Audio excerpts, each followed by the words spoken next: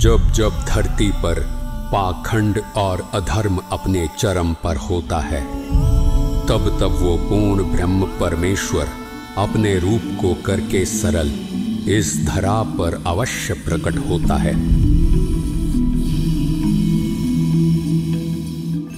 आम साधक की परिकल्पनाओं से संख्यों मील दूर विशाल सिंहासन पर विराजमान सृष्टि के जनक का धरती पर आना कैसे हर जीव के लिए कल्याणकारी होता है, कैसे एक साधारण सी पृष्ठभूमि पर अवतरित संत अनंत कलाओं का स्वामी सिद्ध होता है, और कैसे मिलता है दुनिया को अपना असली रहनुमा।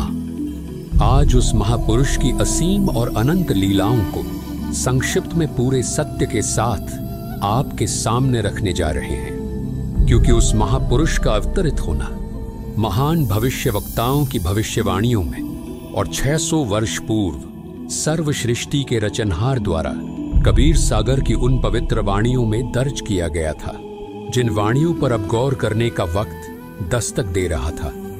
आम जन साधारण को भी अब इन वाणियों का महत्व समझ आने लगा था, जिनमें सृष्टि के रचनहार कबीर परमेश्वर ने साफ लिखा था, 5500 पाचा तब ये वचन मेरा होगा साचा। कलयुग बीत जाए जब येता सब जीव परम पुरुष पद चेता। घर घर बोध विचार हो दुर्मति दूर बहाए। कलयुग में एक हुई बरते सहज सुभाए। कहा उग्र कहा क्षुद्र हो हरि सबके भव भी। सौ समान समदृष्टि है समरत सत्य कबीर। समय जगह और काल सब निश्चित था। धनाना गांव की धरती पर महापुरुष का आना भी सुनिश्चित था। आखिर वो ऐतिहासिक दिन आ ही गया जब महान भविष्यवक्ताओं और महापुरुषों की वाणियों को साकार होना था। वो दिन था 8 सितंबर 1951 का, और जगह थी हरियाणा प्रदेश की गोद में समाये उस धनाना गांव की, जिसके एक छोटे से घर में उस महापुरुष ने अपनी मंद मंद मुस्कान के साथ पिता श्री नंदराम जी और माता श्रीमती इंद्रो देवी जी के घर अवतार लिया।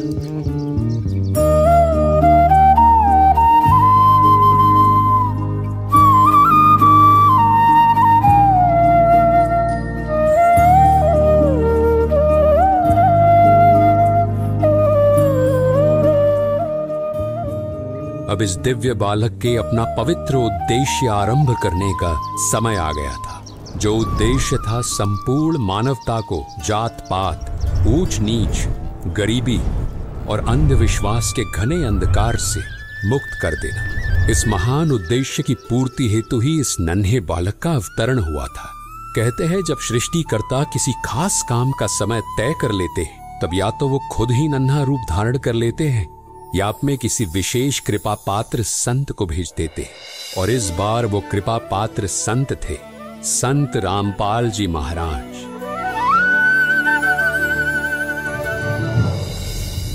दुनिया की चीख पुकार और पीड़ा को देखकर वे भी रोए। मासूम और भोलेपन की लीला करते हुए कभी कभी खूब हंसे। खेतों में खेले, स्कूल में गए, पर उनके भीतर तो किसी और ही उद्देश्य की लौ जल रही थी। मुझे खाली हाथ नहीं लौटना। सारी मानवता को अपने असली घर सतलोक की राह दिखाकर ही लौटना है। दर्शकों, एक घटना ने उनके आने वाले उद्देश्य की ओर उनके पहले कदम का एहसास उनके एक अध्यापक को कराया। ये घटना उस समय की है जब संत रामपाल जी महाराज अपनी प्राथमिक शिक्षा पूर्ण कर रहे थे। जब कक्षा में अध्यापक बच्चों को पढ़ा रहे थे, तब एक बच्चे के माता पिता कक्षा में आते हैं और कहते हैं, मास्टर जी, हमारे बच्चों को इन नीच जाति वाले बच्चों से अलग बिठाया करें। इन छोटी जात वाले बच्चों के साथ हमारे बच्चे भला क्या ही शिक्षा प्राप्त करेंगे। ये सब सुनकर अध्यापक मौन हो गए।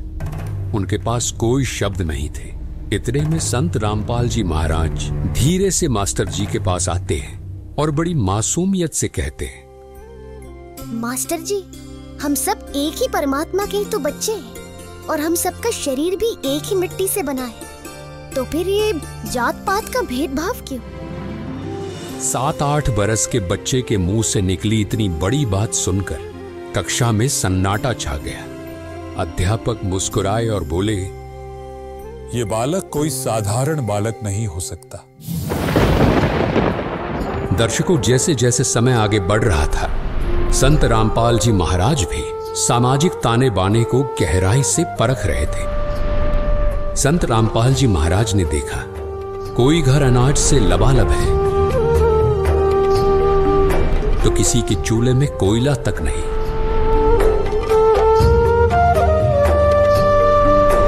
कोई नशे में डूबा है तो कोई कर्ज में डूबा है। दूसरी ओर धार्मिक पाखंड भी अपने चरम पर है।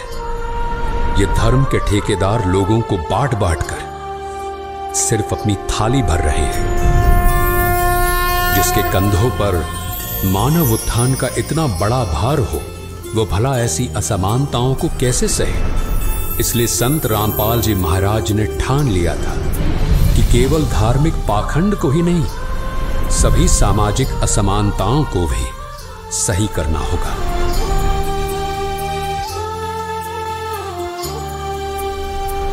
मथुरा के एक प्रसिद्ध संत तुलसीदास उर्फ जय गुरुदेव तो उस महापुरुष की मौजूदगी तक का एहसास कर रहे थे, जिन्होंने अपनी पुस्तक जय गुरुदेव की अमरवाणी में ये सब दर्ज भी करवाया, जिसमें उन्होंने लिखा था कि वो अवतार जिसकी लोग प्रतीक्षा कर रहे हैं 20 वर्ष का हो चुका है।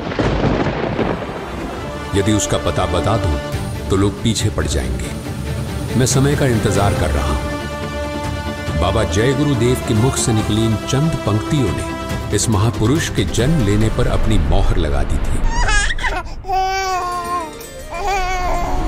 दर्शकों, 7 सितंबर 1971 की प्रभात में उगा वो चमचमाता सूर्य गवाह बना संत रामपाल जी महाराज के 20 वर्ष के होने का। जिस समय वो महापुरुष अपनी किशोर अवस्था के पड़ाव को हरियाणा के नीलोखेड़ी कस्बे में स्थित एक संस्थान में इंजीनियरिंग की पढ़ाई करते हुए पूरा कर रहा था, ये महापुरुष उस दिव्य इंजीनियर का प्रतिनिधि था जो इन संपूर्ण ब्रह्मांडों को व्यवस्थित ढंग से चला रहा था।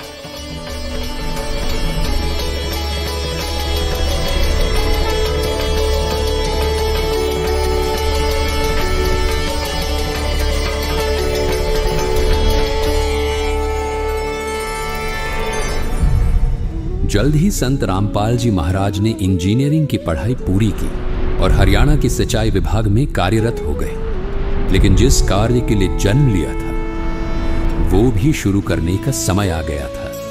अब संत रामपाल जी महाराज की मुलाकात होती है 104 वर्षीय ब्राह्मण से, जिनका नाम था पंडित स्वामी राम देवानंद जी महाराज। दर्शकों, ये ब्राह्मण उन पाखंडी ब्राह्मणों से बिल्कुल अलग थे।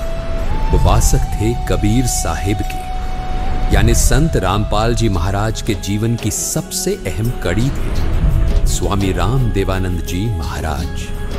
संत रामपाल जी महाराज ने स्वामी राम देवानंद जी महाराज से संपूर्ण आध्यात्मिक ज्ञान को बहुत ही विस्तार से समझा और अपने सटीक विश्लेषण और अपनी भक्तिमयी छवि से स्वामी राम देवानंद जी महाराज को मंत्र मुग्ध कर दिया।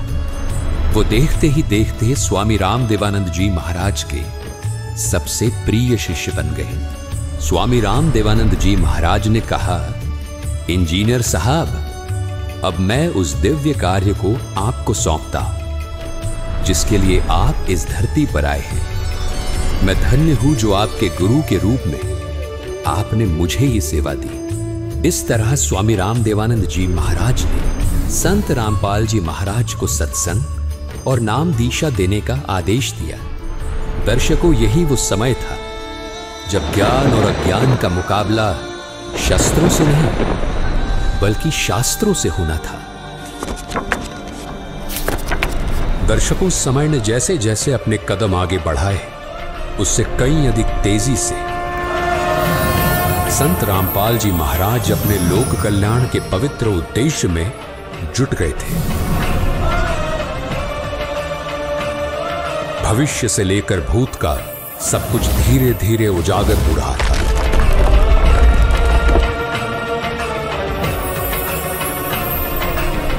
दर्शकों, संत रामपाल जी महाराज जी के रूप में आए कबीर साहिब जी ने सैकड़ों वर्ष पुराने पंथों, परंपराओं और सामाजिक कुरीतियों को जड़ से खत्म करने का बीड़ा उठाया था।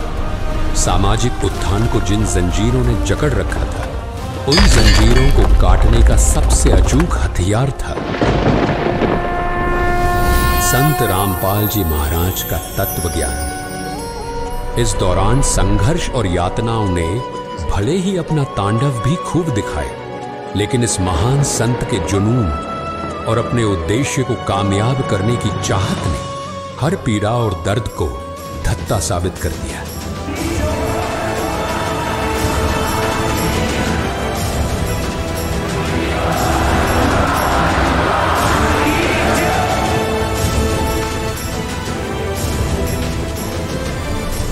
काल के संपूर्ण ब्रह्मांड में जैसे हलचल मच चुकी थी। काल की कैद में फंसी आत्माओं को जैसे सतलोक की चांदनी की शीतलता महसूस होने लगी थी, क्योंकि जो भी संत रामपाल जी महाराज जी के सानिध्य में आता, उसे ऐसा महसूस होता जैसे कई दिनों से भूखे को रोटी का निवाला मिल जाए। कड़ी धूप में कोसों मील दूर की यात्रा तय करने के बाद किसी पथिक को घने वृक्ष की छाया मिल जाए, ऐसा ही एहसास काल के थपेड़ों से पीड़ित श्रद्धालुओं को संत रामपाल जी महाराज के पास आने से होने लगा। प्यास दरस की अखियों में मन के भीतर डोह, प्रीत तो बस प्रियतम से है, जग से कैसा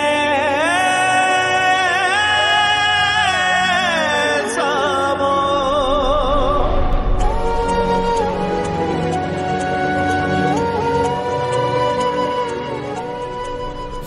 फिर जल्द ही वो समय आया जब अपनी पटकथा के अगले अध्याय को चरितार्थ करते हुए संत रामपाल जी महाराज ने धर्म ग्रंथ खोलने शुरू किए।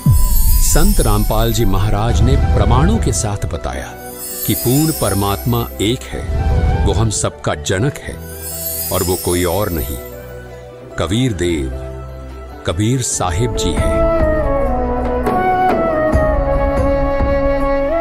संत रामपाल जी महाराज बताना चाह रहे थे कि उनका उद्देश्य है कदम कदम पर टूटे सत्य को फिर से जोड़ना,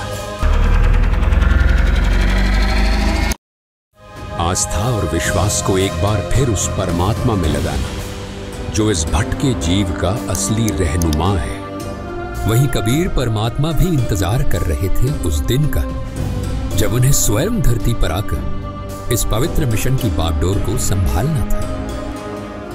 दर्शकों, आखिरकार वो दिन आ ही गया जब स्वयं पूर्ण ब्रह्म परमेश्वर कबीर साहिब जी स्वयं संत रामपाल जी महाराज को आकर मिले और उन्हें सहशरीर सतलोक भेजकर स्वयं इस पवित्र उद्देश्य को आगे बढ़ाना शुरू कर दिया जिसको उन्हीं के भेजे परम संत सद्गुरु रामपाल जी महाराज ने शुरू किया था। लेकिन सवाल यह था कि 13वें पंथ को शुरू करने वाले संत रामपाल जी महाराज अब किस भूमिका में होंगे? दर्शकों, इस सवाल का जवाब केवल पूर्ण ब्रह्म के पास ही था, जिन्होंने एक बार फिर यह साबित किया कि संत रामपाल जी महाराज और कबीर परमात्मा एक ही सिक्के के दो पहलू हैं। और इस बार खास बात यह थी कि सिक्के के दोनों ही पहलुओं पर स्वरूप संत रामपाल जी महाराज का था। दर्शकों, अब संत रामपाल जी महाराज के रूप में इस पवित्र उद्देश्य को आगे बढ़ाने का जिम्मा स्वयं कबीर परमेश्वर ने संभाल लिया था। दर्शकों, अब शुरू हो चुका था काल और दयाल के बीच वो महायुद्ध जो सत्य और असत्य की धुरी पर आधारित था। हार और जीत पहले से ही निश्चित थी, लेकिन बचाए रखना था तो केवल अपनी मर्यादा और अपने वचन को। दर्शकों, युद्ध के प्रथम पड़ाव में स्वयं कबीर परमात्मा संत रामपाल जी महाराज के रूप में शस्त्र नहीं बल्कि शास्त्रों का प्रयोग करते हैं और अपने अचूक ज्ञान के दम पर बड़े बड़े तिलकधारी और पाखंडियों को निरुत्तर करना शुरू कर देते हैं। फलक तू, गरज तू, बरस तू, धूप में छाँव की एहसास तू।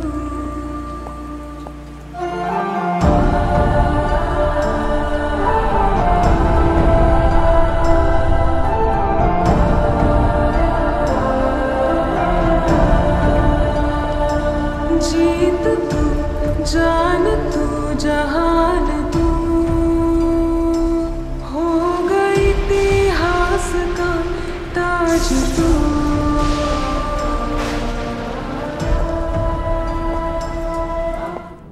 संत रामपाल जी महाराज के रूप में आए कबीर परमेश्वर के सामने चुनौतियां हूबहू वैसी ही थी जैसे उन्होंने 600 वर्ष पूर्व काशी में सहन की थी। बस उनका प्ररूप बदल चुका था। पर कबीर तो कबीर ही हैं। न तब हार माने थे और न आज मानने वाले हैं। उनके ज्ञान का परचम लगातार लहरा रहा है। दर्शकों, ये भी अपने आप में एक दिलचस्प घटना है कि कब संत रामपाल जी महाराज से कबीर परमेश्वर ने उस उद्देश्य को संभाल लिया। उनके हम सफर रहे भक्तों को भी एहसास नहीं हुआ, क्योंकि कबीर साहिब और संत रामपाल जी महाराज में कोई भेद आज तक कोई भी नहीं कर पाया। एक ही सिक्के के दो पहलुओं को भला कौन जुदा कर पाया है? पूरी दुनिया को एक सूत्र में बांधने के लिए आध्यात्म में फैले पाखंडवाद, ऊंच नीच, जाति धर्म को हमेशा हमेशा के लिए जड़ से खत्म करके सिर्फ एक ही आवाज को बुलंद करने का सपना संजोए संत रामपाल जी महाराज निरंतर अपने पथ पर आगे बढ़ रहे हैं। संत रामपाल जी महाराज की दृष्टि में पूरा विश्व एक परिवार है। इसलिए वे बार बार बोले कि इस दुनिया में समानता होनी चाहिए। हर किसी को रोटी, कपड़ा और मकान मिलना चाहिए। तमाम सामाजिक बुराइयों के अंत को उन्होंने अपने प्रथम उद्देश्यों में शामिल किया। संत रामपाल जी महाराज ने जब सामाजिक, आर्थिक और धार्मिक बुराइयों पर वाजिब सवाल पूछे तो संत जी पर झूठे आरोप गढ़े गए, मुकदमे हुए। मगर लोग भूल गए कि जिसके जन्म पर ही अवतार की मोहर लग चुकी हो, उन्हें सलाखें भला कैसे रोक सकती है? हिसार की जेल में पहुंचने के बाद भी कबीर साहिब कहाँ रुकने वाले थे? संत रामपाल जी महाराज के रूप में कबीर परमेश्वर का मिशन रुका नहीं, बल्कि दिन दुगनी रात चौगनी बढ़ने लगा। सलाखों के पीछे बैठकर संत रामपाल जी महाराज ने अन्नपूर्णा मुहिम की जो सौगात जरूरतमंदों को दी है वो अकाल्पनीय है। इस मुहिम के जरिए उनका उद्देश्य स्पष्ट है, जब तक सांस है कोई भी भूखा ना सोए। नतीजा, ट्रक के ट्रक राशन, हजारों कंबल, लाखों रुपयों की दवाइयां देश भर के आश्रमों से निकलकर झुग्गी और गांवों तक जा पहुंची। हर कोई दंग है कि कैदी कहलाने वाला इंसान इतने परिवारों का सहारा कैसे बन गया। यह सवाल ही तो ईश्वरीय ताकत का एहसास करवाता है। लोगों को समझते देर न लगी कि ये साधारण वेश में केवल संत रामपाल जी महाराज नहीं, बल्कि उनके रूप में पूर्ण ब्रह्म कबीर परमेश्वर आ चुके हैं। देखते ही देखते लाखों अनुयायी उनके सामने नतमस्तक होने लगे। आज का सूरत हाल ये है कि संत रामपाल जी महाराज अर्थात कबीर परमात्मा की भक्ति साधना से कैंसर, लकवा, किडनी फेलियर जैसे असाध्य रोगों से लाखों लोग मुक्त हो रहे हैं। डॉक्टरों ने जिन्हें जवाब दे दिया था वे फिर खेत खलियानों में हंसते दिख रहे हैं। मरीजों की रिपोर्टें आज भी साक्षी हैं कि जब आस्था सच्ची हो तो परमात्मा नियम भी बदल देता है। आज संत रामपाल जी महाराज के आशीर्वाद से लाखों बेटियों का दहेज मुक्त विवाह हो रहा है। न बैंड बाजा का दिखावा, न नगद सोना चांदी की मांग, सिर्फ दो पक्ष, दो गवाह और सतलोक यात्रा की शपथ। माता पिता की आंखों के आंसू ये गवाही देते हैं कि इस एक प्रयास ने समाज की रीढ़ सीधी कर दी है। इस धरती पर कलयुग में सतयुग का ये एहसास ही तो है। दर्शकों, ये समझना ज्यादा मुश्किल नहीं कि पूर्ण परमात्मा ही भ्रम का नाश कर सकते हैं, क्योंकि सलाखों के पीछे बैठकर संत रामपाल जी महाराज लाखों परिवारों तक पक्के मकान, छात्रवृत्तियां, किताबें, कंबल और खाद्य सामग्री पहुंचा रहे हैं, तो फिर वो जेल की दीवारों के पीछे कैसे हो सकते हैं? किसी गांव के टूटी छत पर नई टीन दिखेगी तो पता चलेगा कि ये संत रामपाल जी महाराज की दयालुता की एक झलक है। तो उस गरीब के लिए तो उसके घर के पहरेदार भी संत रामपाल जी महाराज ही हैं। किसी कस्बे में लड़की कॉलेज जाती दिखेगी तो मां बताएगी कि ये केवल संत रामपाल जी महाराज के आशीर्वाद के कारण चल पाई है। तो आसानी से समझ आ जाएगा कि हर गरीब के हाथ को जिसने थाम रखा है वो यही महान संत रामपाल जी महाराज हैं।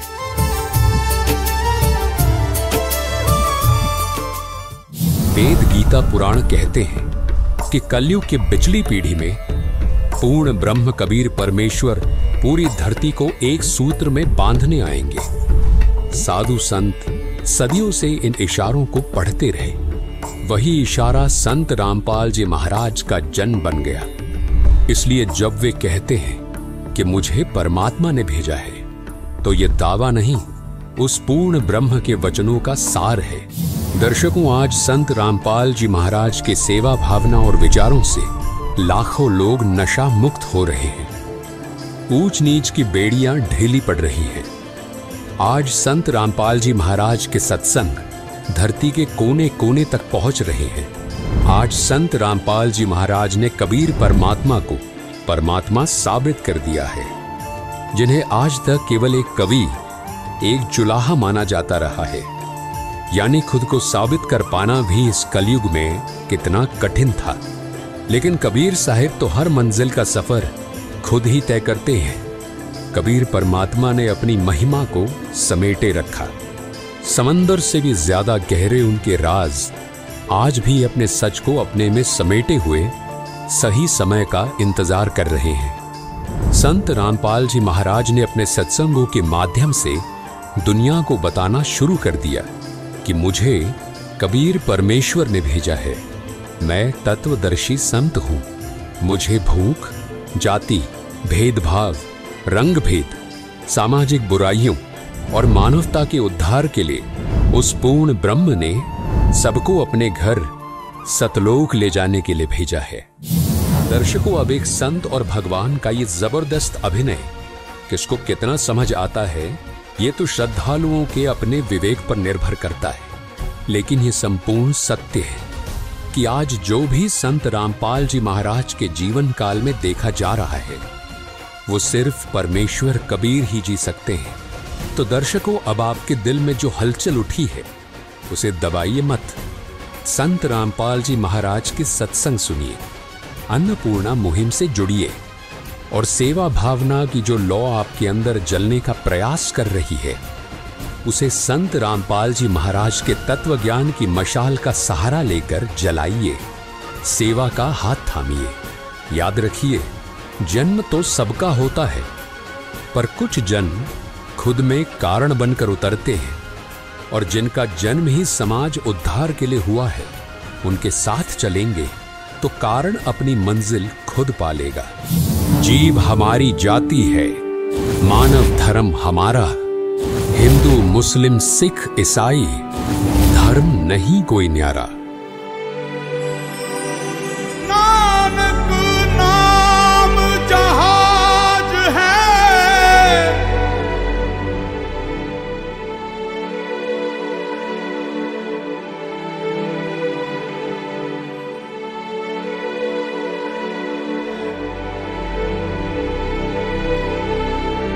चढ़े सो उतरे पार,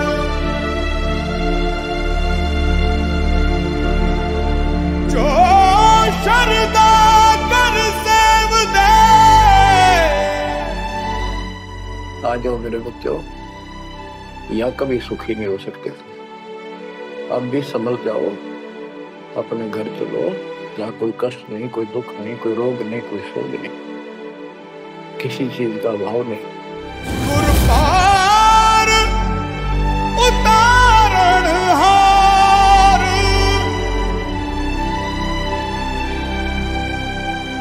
गुर पार उतारण हार।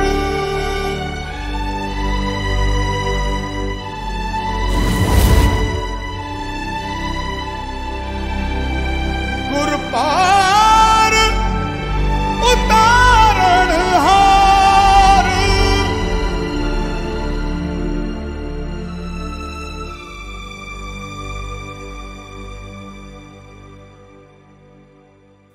सत साहिब